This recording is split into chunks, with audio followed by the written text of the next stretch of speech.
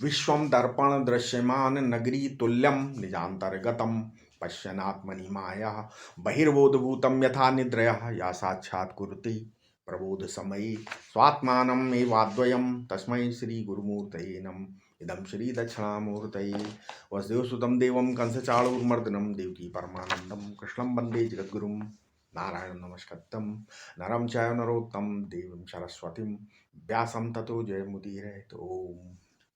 इस वीडियो में 14वें अध्याय का 20वां श्लोक, ठीक है, 19 हो गए थे, क्या है? गुणानेतानतीत त्रीन्न देहि देह समुद्भवान जन्म मृत्यु जरा दुखेर विमुक्तो अमृतम अश्नुते। क्या हुआ अर्थ? देहधारी जीव देह से उत्पन्न होने वाले इन तीनों गुणों को पार कर लेते हैं। पार कर लेने पर जन्म मरण और वृद्धावस्था के दुखों से छूटकर अमर पद प्राप्त कर लेता है। मतलब अपने को जो कहा, अच्छा इसमें यह हो सकता है कि जैसे अपने को कहा कि इन गुणों को पार कर लेने पुरुष अमर पद को प्राप्त कर लेता, तो सो क्या ज्ञान होने पर ही उसे मुक्ति मिल जाती है या शरीर त्यागने पर मिलती है? ये प्रश्न नहीं, शरीर भी रहता है और मुक्त भी हो जाता है। जिस प्रकार मकान बेच देने पर या किसी को दे देने पर मकान बना रहता है, नष्ट नहीं होता है, किंतु मकान वाला उससे मुक्त भी हो जाता है, फिर उससे मकान के टूटने फूटने पर विक्षेप नहीं होता। इसी प्रकार शरीर भी रहता है और मुक्त भी हो जाता है। नहीं, शरीर भी रहता है और मुक्त भी हो जाता है, समझे? मतलब मरने के बाद नहीं, जिंदा। इस देह में जो तीन गुण आते जाते रहते हैं उनको आने जाने दो। इनको सड़क पर रोक लगाने की जरूरत नहीं है। तुम ये नहीं कर सकते कि सड़क पर केवल केवल सत्यवादी लोग चलेंगे, हैं? दुष्ट लोग नहीं चलेंगे, नहीं। यदि तुम सड़क पर दुष्टों का आना जाना रोकने के लिए डंडा लेकर बैठो तो लोग तुम्हारा ही नाम दुष्ट रख लेंगे। इसलिए जो आता है उसको आने दो और जो जाता है उसको जाने दो। तुम इनसे अतीत होकर, क्या, ना तुम्हारा जन्म है ना तुम्हारी मृत्यु है और ना तुमको बुढ़ापा है और ना दुख है। तुम इनसे विमुक्त, क्या है, अमृतास्वादी हो, अमृत स्वरूप हो। अब फिर अर्जुन बोलते हैं, अर्जुन ने प्रश्न किया, क्या, 21वां श्लोक, क्या बोला? 21वां श्लोक क्या है? कैलिर अंगे स्त्रीन गुणानितान अतीतो भवति प्रभो किमाचारा कथम चैताम स्त्रीन गुणानति वर्तते हे। 21वां श्लोक क्या है? उन्होंने बताया क्या कि अर्जुन के बोला, हे प्रभो, इन किन लक्षणों के द्वारा पुरुष इन गुणों से अतीत होता है, उसका कैसा आचरण होता है और किस प्रकार वो इन गुणों से अतीत होता है? अब इसमें एक प्रश्न हो सकता है, जब शरीर है तो कर्म होंगे, होंगे कि नहीं होंगे? तो हम कैसे जानेंगे कि हम वो गुणातीत है या इसको बोध हो गया, कैसे पता चलेगा? क्या कर्म फल का त्याग करने वाले को ही गुणातीत कहते हैं क्या? ये पूछा। तो इसका उत्तर है, क्या, कर्म तो स्वयं गुणों के अंतर्गत हैं, कर्म फल त्यागने पर भी कर्म तो रहेंगे ही। अतः जिसे ऐसा अनुभव होता है, क्या, कि ये कर्म मरुमरीचिका के जल के समान है, इनकी कोई अपनी सत्ता नहीं है, वो गुणातीत है। गुणातीत के लक्षण शरीर की क्रियाओं से प्रतीत नहीं हो सकते, ठीक है, क्योंकि वह विषय स्वयं संवेद्य है। तथापि अपने आप को पहचानने के लिए भगवान अब आगे कुछ लक्षण बताते हैं, ठीक है, आगे वाले में। इसलिए यहां पर भगवान जो बोले हैं वो उन्होंने बोला है कि अर्जुन ने पूछा ना, इसकी पहचान कैसे हो? तो ये तीन गुणों का अतिक्रमण कर गया हो ना? नहीं, ये पूछा उन्होंने। क्या पूछा? मतलब जो तीनों गुण है, कथम चैतान स्त्रीन गुणान वर्तते, यानी कैसे, जो तीन गुणों से पार उपाय क्या है, जो पार हो गए उसका आचार कैसा, किमाचार है, वो किन पहचानों से पहचाना जाए। इसलिए भगवान अब उसको 22 और 23 दो श्लोकों में भगवान उसको बताते हैं कैसे उसको आप जो है पहचान सकते हो। कैसे? भगवान ने बोला, श्री भगवान उवाच, 22वां श्लोक, प्रकाशम चा प्रवृत्तम चा मोहमेव चा पांडव ना द्वेष्टि संप्रवत्तानि ना निरत्तानि कांक्षति। क्या बोला 22वें श्लोक में? ये बोला कि श्री भगवान बोले, हे पांडुपुत्र, गुणातीत पुरुष इन गुणों के कार्य मतलब प्रकाश, प्रवृत्ति और मोह के आने पर उनसे द्वेष नहीं करता, और ये ना आए तो ऐसी इच्छा नहीं करता। ठीक है, हैं? ऐसा। इसके बाद कौन सा श्लोक है? 22वां श्लोक यही है ना? हाँ बता, ठीक है। तो इसके बाद क्या है? तो उन्होंने बोला कि उसकी इच्छा नहीं करता, यानी क्या है? अब देखो अर्जुन, प्रकाश आता है ना, प्रकाशम चा प्रवृत्तिम। देखो अर्जुन, प्रकाश आता है सत्वगुणी में, और प्रवृत्ति आती है रजोगुणी में, और मोह आता है तमोगुणी में। है? सब कुछ भाई बंधु हैं, वे भी आते हैं। यहां जो अव्यय है चा, चा है ना, 2 बार बोला ना चा, प्रकाशम चा प्रवृत्तिम चा मोह में व चा, ये चा चा चा अव्यय हैं तथा अनुक्त समुच्चार्थ है। ठीक है, जिनका नाम नहीं लिया, जैसे प्रकाशम चा, प्रकाश के साथ सुख भी आता है? और प्रवृत्तिम चा, प्रवृत्तिम के साथ और भी उसके लघु भग्गू आ जाते हैं, है नहीं? मान लो क्या कि कोई यज्ञ प्रवृत्तिकर हो, तो वेदी बनाने के लिए नौकर चाकर आएंगे नहीं, ये पैसा देने के लिए बनिया लोग भी आएंगे। तो इस प्रकार प्रकाश के साथ उसके लघु भग्गू, प्रवृत्ति के साथ उसकी पूंछ, और मोह के साथ उसमें धूल, सब कुछ रहता है, वो सब चले आएंगे उनके साथ। लेकिन जो आ गए हैं, तो अब सन्यासी का ये काम नहीं है, महात्मा का ये काम नहीं है कि उनको चले जाने के लिए कहे। तब क्या करे? खुद कर उठकर चला जाए। हमारे आचार्यों ने इसीलिए बोला है कोई आए आवे तो आइए, आइए कहने की जरूरत नहीं, और कोई जाए तो जाइए कहने की जरूरत नहीं। ठीक है, ये भी कहने की जरूरत नहीं कुछ दिन ठहरिए। महात्मा सन्यासी को ये है, आश्रम को सनाथ कीजिए, आप सरीखा राज हैं। ऐसा नहीं कि आपके रहने पर आप नहीं चले जाएंगे तो शोभा जो है वो हो जाएगी। तो भगवान कहते अर्जुन, न द्वेष्टि संप्रवृत्तानि, अपने हृदय में द्वेषाधान मत करो, जो है उसको रहने दो। ना निवृत्तानि कांक्षति, जो चला गया उसको लौटाओ मत, और जो आ रहा है उससे द्वेष मत करो। ठीक है, ऐसा बोला। यानी वो, अब इसमें आगे क्या है, जो 3 गुण हैं ना, तीनों, उन तीनों गुणों में से किसी में राग या द्वेष नहीं करता, क्योंकि वह इन्हें मरुभूमि है ना, रेगिस्तान के जल के समान असत समझता है। वो प्रकाश मतलब प्रवृत्ति और मोह तीनों अवस्थाओं से असंग और उदासीन रहता है। उसमें न कर्तृत्व है न भोक्तृत्व है, अतः उसमें प्रवृत्ति का कर्तृत्व तथा प्रकाश है। ठीक है, किंतु मोह का भोक्तृत्व न रहने के कारण इनका कोई अर्थ नहीं रहता। देह दृष्टि से इनकी प्रतीत होने पर भी स्वरूप दृष्टि से उसमें इनका अस्तित्व नहीं रहता। इसी से ये व्यवहार में यद्यपि उसकी विभिन्न प्रवृत्तियां देखी जाती हैं, तथापि ज्ञान दृष्टि से उसमें कोई भेद नहीं होता। यहाँ प्रवृत्ति न रहने का ये भी तात्पर्य है कि उसमें काम क्रोधादि भी नहीं रहते। अब ये प्रश्न है, क्या ज्ञानी में काम क्रोधादि नहीं रहते हैं क्या? है?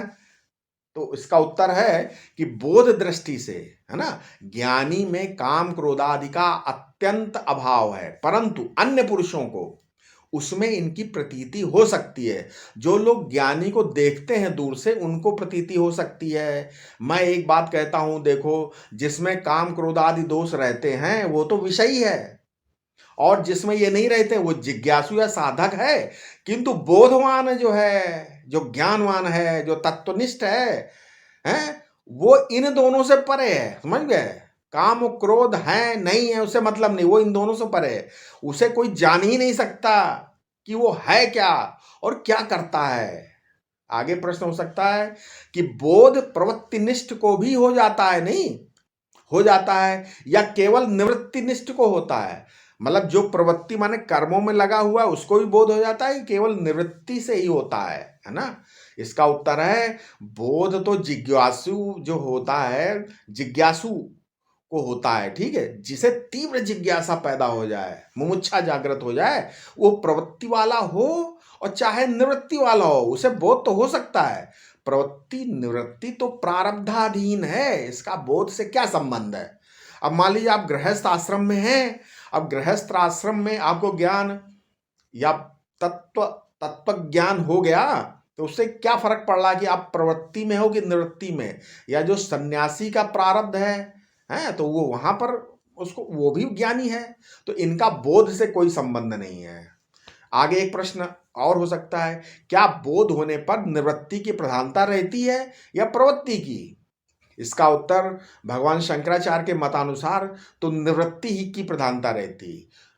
और हमने तिलक जी की गीता पढ़ी है, लोकमान्य तिलक, उनके अनुसार प्रवृत्ति, वो बोलते हैं कि नहीं ज्ञान होने पर प्रवृत्ति भी रहती है। तो परंतु मेरा ऐसा विचार तो है कि जिसका जैसा प्रारब्ध होता है उसी के अनुसार वह दोनों में से किसी मार्ग का अनुसरण करता है।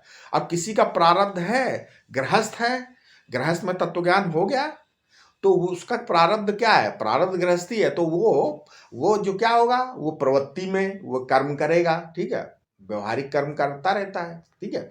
लेकिन जिसका प्रारब्ध है संन्यास का, वो जो है निवृत्ति परायण है, ठीक है, हो ही जाता, अपने आप नहीं हो जाता निवृत्ति परायण। तो ये तो प्रवृत्ति निवृत्ति दोनों जो है क्या है, ऐसे होते रहते हैं, मतलब प्रारब्ध वश होते रहते हैं। ठीक है, ये बताया।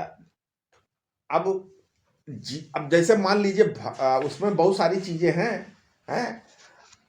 आगे का श्लोक ले लें क्या, नहीं बता देते हैं। मतलब आप मान लीजिए, अब एक प्रश्न ये भी हो सकता है, जैसे आज का विश्व तो रजोगुण तमोगुण प्रधान नहीं है, आजकल तो सतगुण है ही नहीं, कहाँ सतगुणी लोग हैं।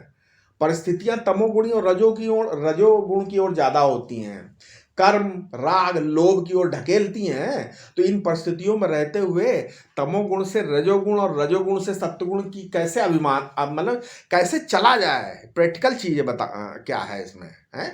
तो इसका उत्तर देखो, एक संसार में तो तमोगुण रजोगुण की ही प्रवृत्ति होती है, ठीक है, ये मान बैठना। तो आप अपने चारों ओर से घिरे हुए हैं। अब मान लिया आप न्यूज़पेपर पढ़ते हैं, अखबार पढ़ते हैं, किताबें पढ़ते हैं, क्या पढ़ते हैं, इसका बहुत असर पड़ता है। दिन भर रील देखते हैं, आजकल तो मोबाइल में 24 आवर बच्चे मतलब बूढ़े सभी लगे रहते हैं। तो अब ऐसा है, देवता का दर्शन मिलेगा, मान लीजिए आप कहीं, या तो आप वृंदावन में जो लोग रहे उनको तो देवता का दर्शन मिलेगा, गरीबों की सेवा मिलेगी, वहां विद्या अध्ययन मिलेगा, है। तो ऐसा लगे कि सत्वगुण रजोगुण तमोगुण से दबा नहीं है। अभी सत्वगुण तो है, जब वृंदावन जाओगे, अब वहां जाओगे हैं रामलला के दर्शन के लिए। लेकिन आप अगर आप अभी आ जाओ, कहाँ, माल रोड में है, मुंबई में चले जाओ, आप न्यूयॉर्क में चले जाओ, चांदनी चौक में चले जाओ, तो रजोगुण दिखाई देगा। असल में मनुष्य अपने घिराव चारों तरफ से इतना अभिभूत हो गया घिराव से, कि संसार में अभी कितना सत्वगुण है, कितना रजोगुण है, कितना तमोगुण है, उसको ये अपनी बुद्धि से ही नापता रहता है, ठीक है, नहीं है। हमको तो आज कितने संकीर्तन मिलते हैं, कितनी कथा वार्ता मिलती, सत्संग की चर्चा। आप बाहर जाओ, मान लीजिए आप हरिद्वार, ऋषिकेश, हालांकि वहां भी अब कम हो गया है, वृंदावन है ना, परिणय नगरी, द्वारिका, सब जगह तमोगुण है, रजोगुण ऐसा नहीं है। अगर आप सत्वगुणी परिस्थिति चाहते हो, बॉम्बे में भी, लखनऊ में भी, कानपुर में भी, मद्रास में भी, तो आप परिस्थितियां बना सकते हैं, आप अपने सत्वगुण को बढ़ा सकते हैं। और रजोगुण की परिस्थिति बढ़ाने के लिए भी और तमोगुण की परिस्थिति बढ़ाने के लिए भी है। वहां पर तो हर चीज है, क्लब भी है, मंदिर भी है ना। तो तमोगुणी प्रकृति बढ़ाने वाले स्थान भी यही है, और रजोगुणी प्रकृति को बढ़ाने वाले स्थान है, और सतगुणी प्रकृति को बढ़ाने वाले स्थान भी है। तो आपकी वृत्ति सतगुणी बने। अब ये रही कि आपकी बुद्धि किसका चुनाव करती है। नहीं, आप जैसे लोगों में बैठते हैं वैसे ही हो जाएंगे, यदृशान सन्निविशते, ठीक है। तो आप बड़ा किसको मानते हैं, आप किनके साथ बैठते हैं, मन में बनने की इच्छा क्या, ये सोचा है ना। अब हरिद्वार में, ऋषिकेश, वृंदावन में या रमण महर्षि के आश्रम में, अरविंद आश्रम में, चारों शंकराचार्य के आश्रम में लोग जाते हैं मुंबई से, महानगरों से, यहीं के लोग जाते हैं, बड़े सात्विक हैं, महात्मा, बड़े महात्मा बनते हैं। लेकिन जिस घेराव में रच पच गए हैं, वही वही आपको दिखता है नहीं? इसलिए सबके उत्थान की संभावना तो है, निराश नहीं होने की जरूरत है। यदि अपने आप को सात्विक प्रकृति में स्थित करने का प्रयास करेंगे तो सात्विक पुरुष आपके चारों ओर अपने आप आ जाएंगे। ठीक है, अपने आप आते हैं। आपकी आत्मा में वो शक्ति है कि केवल आपके आसपास को नहीं, आप यदि आप सात्विकता को धारण करें तो विश्व में सात्विकता आपको दिखने लग जाएगी। नहीं हुए? अब 2000 साल पहले ईसा मसीह हुए कि नहीं? उनका प्रभाव इतना है कि अब भी सेवा प्रार्थना होती। भगवान शंकराचार्य, आदिगुरु शंकराचार्य, आपको मालूम है देश के कितने विद्वान उनके सिद्धांत और उनके साधन और उनकी प्रक्रिया को समझने में अपना समय व्यतीत कर रहे हैं कि नहीं कर रहे हैं। रामानुजाचार्य हुए, विशिष्टाद्वैत, कितने मंदिर है उनके। एक महात्मा बुद्ध हुए, महावीर हुए, जैन है, कितने जैन है, कितने बौद्ध हैं। नहीं तो आप क्या है, आप अपने को सतगुणी बनाइए। ठीक है, जब आप अपने को सतगुणी बनाएंगे तो दुनिया ही आपके लिए सतगुणी हो जाएगी। इसलिए आप दूसरों की परिस्थिति मत देखिए, स्वयं अपनी देखिए। है, आपके पीछे दुनिया चलने लगेगी। नहीं, अब गांजा पीने वालों तो गांव में भी गांजा गांजा चिलम पीते हैं, गांव में भी सब आजकल सब खुल गया हर चीज। ठीक है, इसलिए अगर आप देश विदेश में जाएंगे, सात्विकता के प्रेमी होंगे तो वहां भी आप बन जाएंगे। आपका वातावरण सात्विक बना देंगे आप खुद, और आप दूसरों को सात्विक बनाएंगे। ठीक है, आप अपने को चाहिए और अपने को सात्विक बनाना पड़ेगा। नहीं है? हाँ? ठीक है।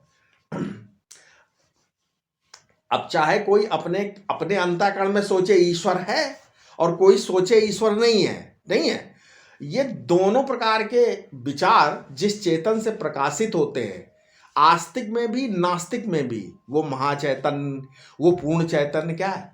वो तो सर्वव्यापी है। और उसकी देखरेख में क्या होता है?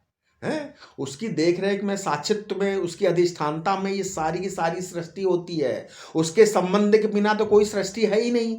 रही बात सृष्टि होने की प्रक्रिया, तो प्रक्रिया के संबंध में तो विचारशील महापुरुष हैं, अनुमान करते हैं, है ना, प्रत्यक्ष के आधार पर अनुमान लगाते हैं, ऐसे ऐसे बना होगा, ये सब हुआ होगा। अपने स्वरूप के संबंध में अनुमान नहीं होता, वो साक्षात अनुभव करना पड़ेगा आपको। नहीं, इसलिए बाहर कोई दूसरा ईश्वर है तो वो भी हो सकता है, नहीं भी हो सकता है। लेकिन अगर अपना आत्मा ही परमेश्वर है तो उस पर संदेह नहीं हो सकता। नहीं हो सकता कि नहीं? आपको नहीं नहीं है? ये अनुभव, ये सारी, और उसी के संबंध से सारी सत्ताएं, सारी चेतनाताएं, सारी चेतनाएं, सारी प्रियताएं, सारी वस्तुएं रोशन हो रही, दिख रही हैं।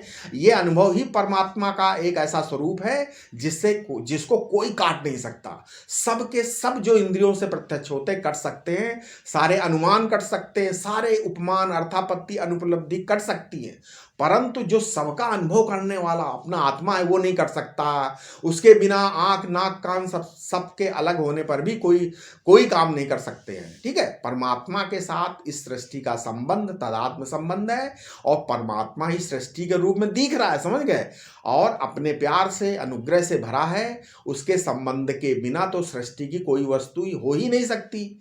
इसलिए तमेव शरणम गच्छ, सर्वभाविन भारत का है ना, वो सर्वज्ञ है। कौन? जो सर्व रूप में और सब भावनाओं में क्या करता है?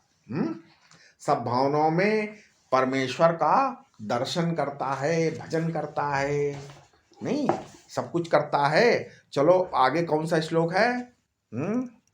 आगे 23वां श्लोक ले लेते हैं। क्या है 23वां श्लोक? बोले उदासीन वदासीनो गुणयोर न विचालते गुणावर्तन्त इत्येव योवत् स्थिति नेंगते। जो उदासीन निष्पक्ष व्यक्ति की तरह रहता हुआ गुणों के द्वारा चलायमान नहीं होता तथा गुण ही गुणों में बरत रहे हैं, इस प्रकार वर्तता हुआ जो किसी प्रकार की चेष्टा नहीं करता, वो गुणातीत है। समझ में आया क्या? गुणातीत उदासीन की तरह स्थित रहता है। यदि दो व्यक्तियों में कोई विवाद उपस्थित हो तो वो किसी को बुरा नहीं कहता, तटस्थ होकर साक्षी रूप से देखता रहता है। जैसे नदी के तल में कोई शिला पड़ी हो तो उसके ऊपर होकर कितने ही जल बुदबुद फेन आदि चले जाएं पर उनका प्रभाव नहीं पड़ता होता। उसी प्रकार बोध होने पर किसी भी प्रकार प्रवृत्ति उसे बोध निष्ठा से विचलित नहीं कर सकती। इस श्लोक से यह भी निश्चय होता है कि गुणातीत में भी रहते तो हैं सब, परंतु बोधवान को उसकी निष्ठा से कोई विचलित नहीं कर सकते। ठीक है, यदि गुण रहते हैं बोधवान में, यदि गुण रहते ही नहीं तो गुणातीत के लक्षण भी क्या कहते हैं। ठीक आता है, ये निश्चय क्या हुआ कि तत्ववेत्ता जो है प्रवृत्ति और निवृत्ति से चलायमान नहीं होता। वो जैसे निर्विकल्प समाधि को देखता है वैसे ही विक्षेप में भी रहता है। ठीक है, वो तीनों गुणों से क्या क्रिया मात्र से ही उदासीन रहता है, क्योंकि वे सब देह धर्म है, इनका आत्मा से तो कोई संबंध है नहीं। वो दुखों में उद्विग्न नहीं होता और सुखों की इच्छा नहीं करता। ठीक है, इन्हें इस प्रकार देखता है मानो किसी अन्य के शरीर में हो, अथवा वो जो कुछ देखता है सबको माया मात्र समझता है, जैसा कि योग वासिष्ठ में कहा है, हैं? क्या लिखा है, ये केचन जगत भावा विद्य मायाम मनोमयीम, अर्थात जगत के जितने भी पदार्थ हैं उन्हें मन कल्पित माया ही मानो, विद्य मायाम मनोमयीम। तो इस श्लोक में यह बतलाता है, क्या बतलाया है कि ठीक ठीक विवेक होने से साधक गुणातीत हो जाता है। इसके लिए समाधि की आवश्यकता नहीं है। यहाँ निष्काम कर्म या उपासना द्वारा अभिमत क्रम मुक्ति की भी चर्चा नहीं है, केवल विचार द्वारा ही ज्ञान समाधि बताई गई यहाँ पर। ऐसा समझना चाहिए। उदासीन की तरह बैठो, मध्यस्थ और उदासीनता में फर्क होता है ना। दो आदमी झगड़ा कर रहे हैं और बीच में पढ़कर आप फैसला करा दें, झगड़ा मिटा दें, उसका नाम मध्यस्थ। लेकिन लड़ते हैं तो लड़ने दो, आपको क्या लेन देना। ये उदासीन का लक्षण है। असल में पंचायत जो होती है करने के लिए वो सब चौधरीपना दिखाना बड़ा दुख देता है, नहीं है। इस तरह क्या हुआ, उदासीन की तरह बैठे रहना चाहिए है, और क्या गुणों से विचलित नहीं होना चाहिए। नहीं, इसलिए गुणों से विचलित नहीं होना चाहिए। कभी कभी कोई गुण जोर मारे तो उससे विचलित नहीं होना चाहिए। गुणावर्तंत इत्येव, देखो पहले कहा था ना, गुणा गुणेषु वर्तन्ते इति मत्वा न सज्जते हैं, अर्थात इंद्रियां विषयों में बरतती है। आंख रूप देखती, कान शब्द सुनता, त्वचा स्पर्श करती है, इनमें आसक्ति नहीं करनी चाहिए। किंतु यहाँ कहते हैं कि गुणावर्तंत इत्येव, अर्थात सत्गुण रजोगुण तमगुण ये तो बरतते ही रहते हैं। आओ हम ये तो बच्चे हैं, इन्हें खेलने दो गुणों को, हम क्या करें, योवतिष्ठति नेंगते। अच्छा, इस पर विचार करें अगर, तो भक्तों की दृष्टि में भगवान सर्वदा सगुण है और स्वदृष्टि से भगवान सर्वदा निर्गुण है, नहीं है। यदि भगवान अपने को गुणी मानेंगे तो गुणातीत भान हो जाएगा, जाने से गुण गुणी का भेद ही उनके सिर पर बैठ जाएगा। इसलिए भगवान स्वदृष्टि से कभी सगुण नहीं होते और भक्त की दृष्टि से कभी निर्गुण नहीं हो सकते, नहीं तो भजनीयता ही नहीं रहेगी। ये मतभेद हमेशा चल रहा है आदिकाल से है। अतः जो लोग भक्त की दृष्टि से भगवान को देखते हैं वे सगुण ही देखते हैं और अपने को निर्गुण देखते हैं कि हमारे अंदर तो कोई गुण नहीं है। किंतु भक्त निर्गुण होते हैं और भगवान सगुण होते हैं, और भक्त सगुण होते हैं और भगवान निर्गुण हो जाते हैं। नहीं, इन दोनों के बीच में कड़ी को जोड़ने वाला, इस लड़ी को जोड़ने वाला कौन है, गुणातीत व्यक्ति है। भगवान की दृष्टि से सृष्टि को देखो तो आप गुणातीत है, उनकी नजर से नजर मिला दो, पूर्णता में गुण के नाम की कोई वस्तु है ही नहीं, पूर्ण है एकदम। पूर्णमदः पूर्णमिदं, सब कुछ पूर्ण है ना, तो उसमें कोई वस्तु नहीं है।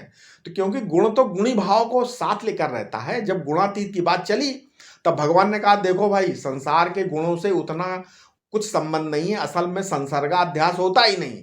कभी किसी दूसरे को गुणी देखते हैं तो उससे ईर्ष्या भी होने लगती है, फिर ये गुणी क्यों हैं।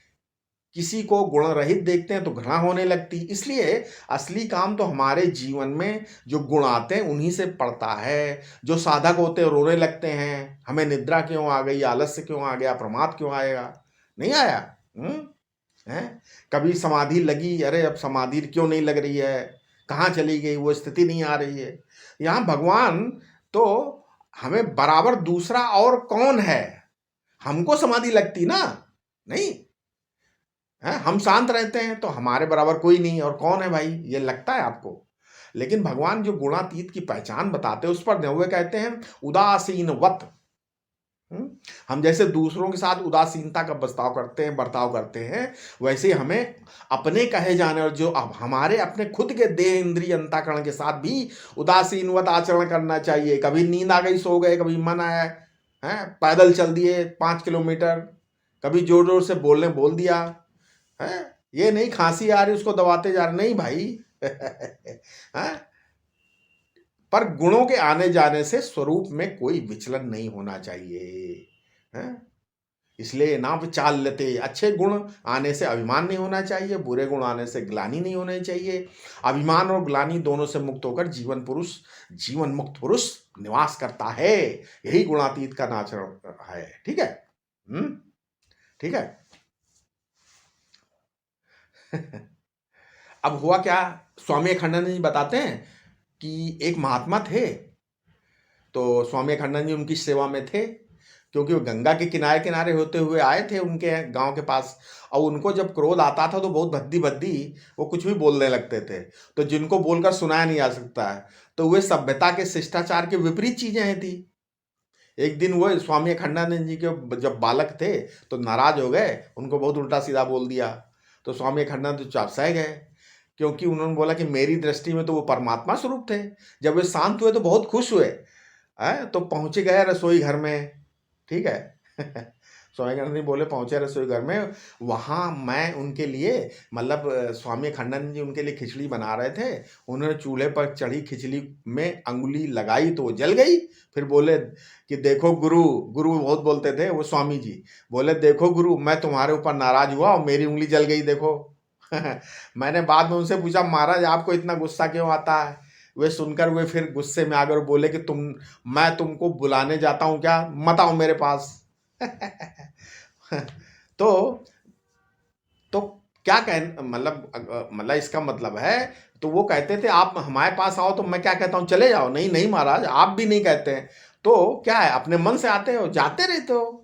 वैसे ही मेरे पास क्रोध भी अपने मन से आता रहता है, चला जाता है, इसलिए इसकी फिक्र नहीं करना। ठीक है। गुणावर्तन्त इत्येव, अरे गुण तो हर हालात में कुछ ना कुछ करते रहते हैं और अपना काम करते हैं। कुछ ना कुछ करते रहेंगे। ठीक है। ये अपना काम करते ही रहेंगे। कभी अध्यास के तदात्मातेन अध्यासेन अहमत्वेन भासमान गुण है ना ये सब, इन्हें अपना काम करने दो, हम अपना काम करते हैं। ठीक है। यो अतिष्ठते नेंगते, यहां अवतिष्ठति पढ़ा गया है, क्योंकि श्री कृष्ण भगवान ने पाणिनीय व्याकरण पढ़ा था। ऐसा तो मेरा ख्याल नहीं है। वे तो संदीपन गुरु के यहाँ पढ़ने जाते थे, पाणिनी व्याकरण था ही नहीं तब उस जमाने में।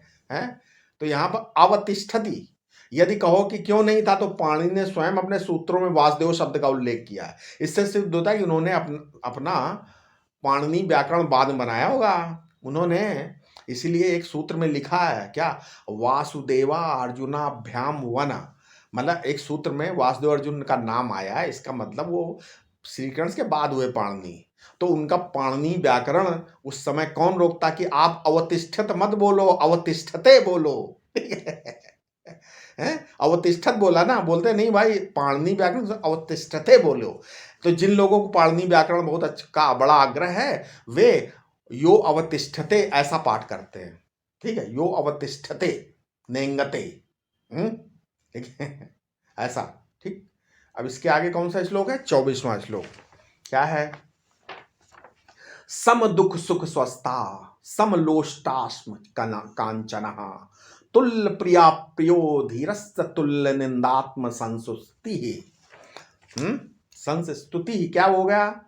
अब भगवान गुणातीत का लक्षण बताते हैं, है ना, इसमें भी बताते हैं क्या, भगवान गुणातीत के लक्षण बताते हैं क्या, कि जो स्वरूप में स्थित हुआ व्यक्ति सुख दुख में समान दृष्टि रखने वाला होता है। मतलब एक ढेले में पत्थर और स्वर्ण में उसकी समान दृष्टि रहती है, प्रिय और अप्रिय में एक सा रहता है, तथा निंदा स्तुति में भी वो वीर पुरुष के समान क्या होता है, वीर पुरुष के समान ही रहता है, ऐसा समझो। ठीक है। गुणातीत लक्षण क्या, सम दुख सुखा, जिसको दुनिया में दुख सुख कहते हैं वो बराबर है, सचमुच बराबर है। यदि जिंदगी को तौल कर देखा है, रात दिन बराबर होते, सम प्रकाश तम पाख दुहु, नहीं, कभी सुख आता है कभी दुख आता है, नहीं हुआ है? कभी हृदयाकाश दुष्ट हुआ, आंधी तूफान चलने लगा, नहीं चलने लगा, तो इसका नाम हो गया दुख। असल में जो हृदयाकाश में ना सु है और ना दू है, सुख भी नहीं है, वो तो खा मात्र है, खा, हृदयाकाश है, उसमें तो क्या सुष्ठुत, सुष्ठुत तो है, सुष्ठुत तो है, वो तो उपसर्ग है, माने आगंतुक है, उपसर्ग माने आगंतुक, वो कृत्रिम है, विघ्न है। इसलिए महात्मा के लिए सुख दुख समान है। गर्मी पड़ी, सर्दी पड़ी, एक महात्मा को किसी सज्जन ने बहुत बढ़िया भोजन कराया, महात्मा बोले भाई आज का भोजन तो बहुत बढ़िया है। सज्जन ने कहा महाराज गांव में एक व्यक्ति मर गए, आज इनका श्राद्ध था। महात्मा बोले अच्छा श्राद्ध था, श्राद्ध के दिन ऐसा भोजन होता है? तो लोगों ने पंचायत की, उस दिन किसी घर में बेटा हुआ, बढ़िया भोजन। महात्मा ने कहा आज तो पहले से बढ़िया। बोले लोगों ने कहा महाराज आज बेटा हुआ है। महात्मा बोले अच्छा बेटा होने पर भी भोजन हुआ ऐसा अच्छा होता है, तो रोज रोज में इस गांव में बेटा हुआ करे, उन्होंने बोला। इसी तरह सुख दुख में महात्मा समान रहते हैं। स्वस्था, अपने स्वरूप में स्थित रहो, जिससे सवारी करने की कभी जरूरत न पड़े। स्वस्था माने स्वावलंबी जीवन व्यतीत करो, स्वस्थ रहो, प्रकृतिस्थ हो जाओ, अनात्मक हो जाओ, आत्मसंस्थ रहो। समलोष्टम लोष्टम कांचना, बाहर मिट्टी का डला हो, पत्थर हो, लोहा हो, उन सब चीजों की में समता हो, जिसकी सुखाकार दुखाकार वृत्ति में समता होती है और अपने स्वरूप में स्थित है, वो स्वस्थ है। तुल्य प्रिया प्रिया है, भगवान कहते हैं जो प्रिय आते हैं अप्रिय जाते हैं, आते हैं आने दो, जाने दो, आगमा पाइना अनित्य है। प्रिय और अप्रिय को बराबर समझो, ठीक है? शत्रु आ जाए मित्र आ जाए सबको बिठाओ, क्यों? लेकिन उस चोले को पहन कर आया ना, वो तो तुम्हारा ही स्वरूप है। चोला तो शत्रु का और दोस्त का चोला पहना हुआ है, लेकिन वो स्वरूप तो तुम्हारा ही है, नहीं है? धीरा, धैर्य खोए ना पाए, बुद्धि को काबू में रखो, बस। वैराग्य का कोई स्थिर आधार नहीं है, क्योंकि हमारा स्वरूप असंग है। इसलिए कोई चीज ऐसी नहीं जो हमारे साथ चिपक जाए, है, हम उसके साथ चिपक जाए। स्वरूप की असंगता को लेकर जो वैराग्य होता है वो पक्का होता है। विषय के दोष देखकर जो वैराग्य होता है वो थोड़ा कच्चा रहता है, ठीक है? वैराग्य अपनी असंगता का विवर्त है, वो तो स्वरूपगत असंगता है, उसका विवर्त है, तरंग है, भंवर है वैराग्य। विवर्त माने भंवर, तुल्य, तुल्या निंदात्म संस्तुति, मतलब तुम्हारी निंदा करे स्तुति करे, लेकिन ये तो है शरीर, है ना? अथवा जिसका मतलब होता है स्तुति करने लगता है। नीति शास्त्र में लिखा ही है, अगर आपके पास कोई आकर तुम्हारी तारीफ करने लगे, समझ लेना कुछ मांगने वाला है, नहीं? इसलिए सच्ची बात तो यह है कि शरीरम यदि निंदन्ति सहयास्ते जनः, यदि कोई हमारी शरीर की निंदा करता है तो हमारा मददगार है, क्योंकि शरीर की निंदा हम भी करते हैं। क्यों? आत्मानम यदि निंदन्ति आत्माना स्वमेव ते, यदि कोई आत्मा की निंदा करता है तो उसकी आत्मा, हमारी आत्मा एक ही, इसलिए आत्मनिंदक तो अपनी ही निंदा कर रहा है। तो निंदा स्तुति पर ध्यान देना नहीं चाहिए। जैसे धूल आसमान में उड़ती, वर्षा होती है, गर्मी पड़ती है, ऐसे कभी सर्दी कभी गर्मी, उसका ज्यादा ख्याल नहीं करना चाहिए, उससे परेशान नहीं होना चाहिए सुख दुख से। ठीक है? ये अब ये क्या, जब वृत्ति सुख दुख में नहीं रहती तो कहां रहेगी? वृत्ति रहेगी। इसका उत्तर है सम दुख सुख के पश्चात कहा है ना स्वस्था, अर्थात वो अपने में ही रहती है। उस समय आत्मा अपनी महिमा में क्या होता है? स्थित होता है। ठीक है? इसके आगे हम अपने अगले वीडियो में बताएं। कृपया इस वीडियो को साझा करें। ठीक है? ओम शांति शांति शांति।